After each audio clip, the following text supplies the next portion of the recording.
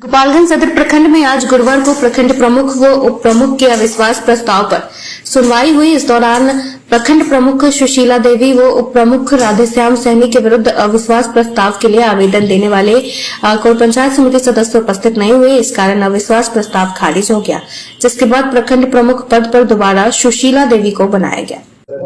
सब डीपीसी वाला लोग को धन्यवाद हम बोलते हैं। सब मिलजुल के हम काम कर रहे हैं।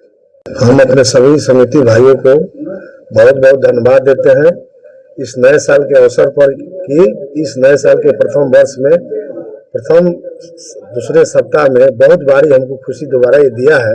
इसलिए हम सभी समिति भाइयों को बहुत बहुत धन्यवाद देते हैं कि कुछ विरोधियों के द्वारा एक षड्यंत्र के द्वारा भले वो लोग हम पर अविश्वास जताया, लेकिन समय रहते हम लोगों ने उनसे संपर्क किया, वार्तालाप किया कि इस समय हमने बैठक बुलाई है।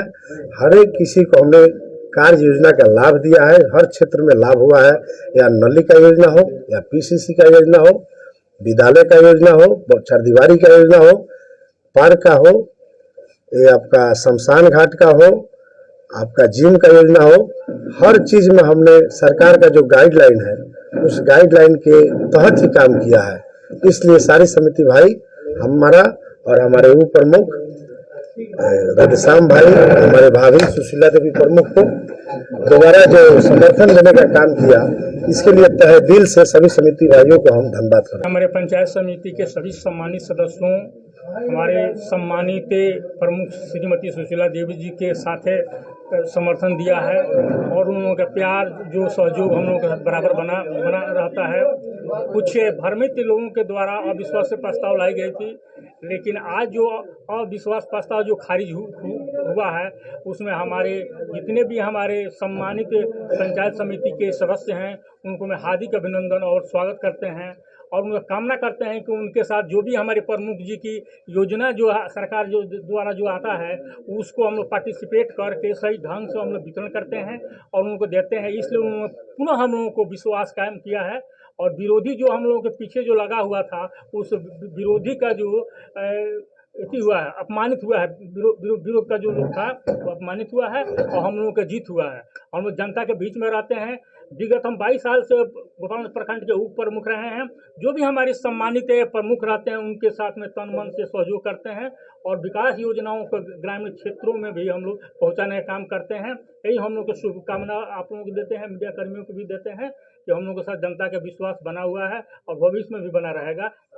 बिहार प्रदेश फेयर प्राइस डीलर एसोसिएशन के आह्वान पर 8 सूत्री मांगों को लेकर पिछले 1 जनवरी से अनिश्चितकालीन हड़ताल पर है और इस दौरान डीलरों ने अपनी मांगों के समर्थन में जिला मुख्यालय अम्बेडकर चौक पर 1 दिवसीय धरना देकर सरकार के खिलाफ आवाजें बुलंद की। हम आपके बल और इस जिले के अम्बेडकर चौक पर आपको जहाँ पे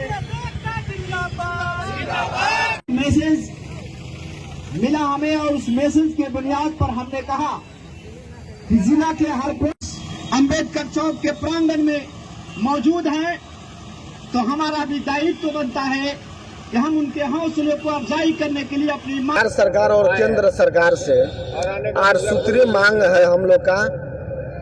पूरे देश के विभिन्न राज्यों में कहीं 250 से तो कहीं 300 रुपया प्रति क्विंटल के दर से कमीशन दिया जाता है।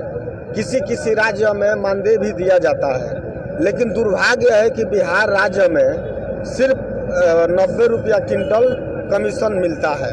मानदेय के नाम पे 0 है, कुछ नहीं मिलता है। और हम सभी की 8 सूत्री मांग है, जिसमें हम लोग का एक और महत्वपूर्ण मांग है कि कोरोना काल में जब देश में संकट था और कोरोना काल में बहुत सारे हमारे साथी जो है कि कोरोना काल में उनकी मृत्यु हो गई, लेकिन सरकार के द्वारा कोई पहल नहीं किया गया, कोई सहयोग नहीं दिया गया। तो हम लोग की एक और ये मांग है कि कोरोना काल में जिस भी साथी का मृत्यु हुआ है उनको 50 लाख रुपया मुआवजा दिया जाए और उनके परिवार को नौकरी दिया जाए। Ravi Ranjan Prasad fair price dealer association जिला अध्यक्ष गोपालगंज।